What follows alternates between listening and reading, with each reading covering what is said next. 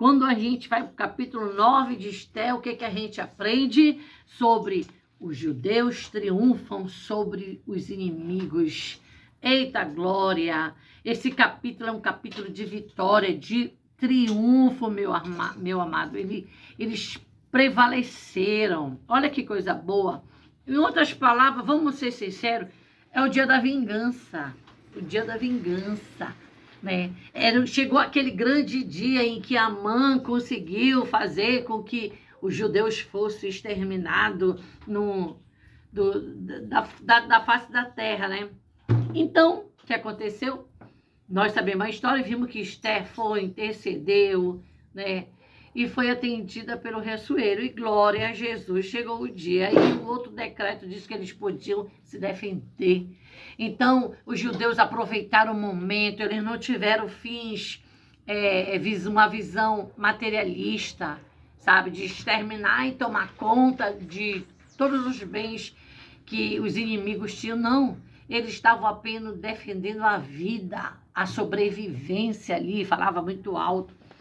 E a gente observou aqui, quando você compara o capítulo 9, do 15 ao 16, com Gênesis, capítulo 12, versículo 3, que diz mais ou menos assim, que mais de 1500 anos antes, Deus havia prometido amaldiçoar aqueles que amaldiçoassem os descendentes de Abraão. Eita glória, olha aí, mais uma promessa se cumprindo. Então Deus é bom. Então o tema de Esther, né, a ideia central ali que prevaleceu, é o quê? Que eles iriam prevalecer, os judeus iriam prevalecer, porque Deus era com o seu povo. E a gente lendo, estudando, a gente viu isso acontecendo de uma maneira extraordinária. Então, aprendemos o quê? Que os judeus demonstraram moderação. Eles não tocaram nos seus despojos, ou seja, nos seus bens. Está no versículo 10, está no versículo 15 e no versículo 16 do capítulo 9, toca sobre que eles não tocaram nos despojos, nos bens. Nós vamos ver também na lição que Mordecai era grande na casa do rei. Mordecai aqui no capítulo 9 de Esther, ele tem um destaque muito grande, a ênfase a Mordecai é muito grande. Sabe aquela frase, ele é o cara? Isso aconteceu e vimos acontecer aqui na história, estudando a Bíblia, sobre Mordecai. Olha, a estrela de Mordecai se erguia sobre o horizonte e ninguém podia fazer-lhe oposição. Segundo um comentário lido, dizia que Mordecai, eu achei interessante isso, que eu ia colocar aqui para os irmãos observassem o seguinte, que um comentarista aí disse o seguinte, que Mordecai se transformara em uma máquina de matar. Não adianta, meu irmão, era o dia da vingança. Ninguém, os inimigos não escaparam. Agora é aquilo, né? Glória a Jesus que Deus estava com ele, porque o plano de Amã haveria de ser o que? O contrário, mas Deus reverteu esse jogo. Sabe por quê? Porque ele é Deus e não tem pro diabo. Mordecai usou sua nova força em ira contra os inimigos dos judeus.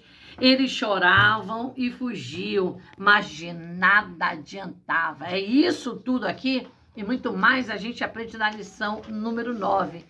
Meu irmão, só se falava em matança e destruição. Eram as palavras do dia.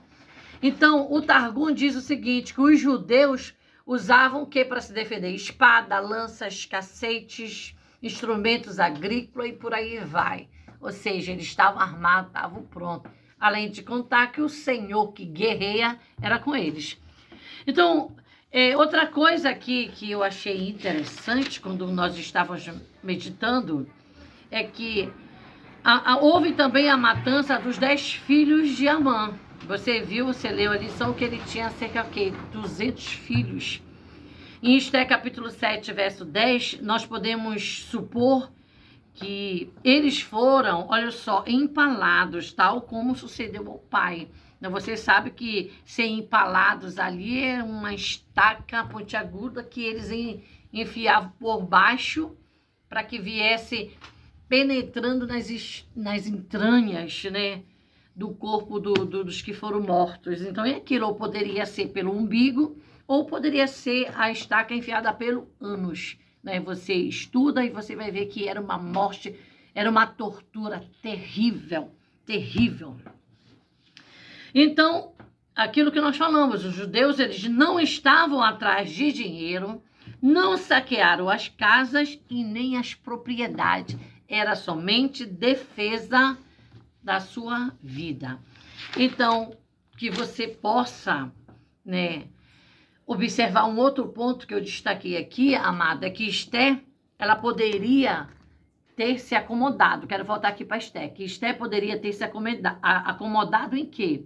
Nos luxos, nos prazeres do palácio, e ela poderia ignorar o seu povo, né?